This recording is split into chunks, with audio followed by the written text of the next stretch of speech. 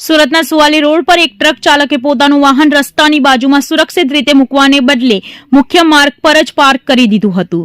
વહેલી સવારે વાતાવરણમાં ભારે ધુમ્મસ હોવાને કારણે રસ્તા પર ઉભેલું આ ટ્રેલર બાઇક સવાર યુવકને દેખાયું ન હતું, જેના પરિણામે યુવક પોતાની બાઇક સાથે ફૂલ સ્પીડમાં ટ્રેલરની પાછળના ભાગે ઘૂસી ગયો હતો.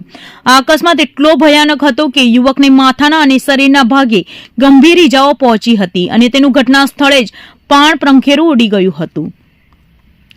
મૃતક યુવકની ઓળખ જૂનાગઢમાં રહેવાસી બ્રિજેશ પટેલ તરીકે થાય છે.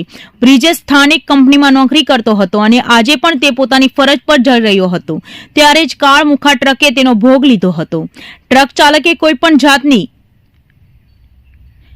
ઇન્ડિકેટર કે પાર્કિંગ લાઇટ ચાલુ રાખ્યા વિના વાહન રસ્તા પર છોડી દીધું હતું, જે આ અકસ્માતનું મુખ્ય કારણ બન્યું છે.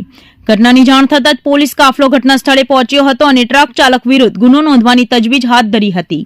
ધુમ્મસના આ સમયમાં વાહન ચાલકોએ સાવચેત રહેવાની સાથે સાથે રસ્તા પર જોખમી રીતે વાહનો પાર્ક કરનારા સામે પણ કડક કાર્યવાહી થવી જરૂરી છે.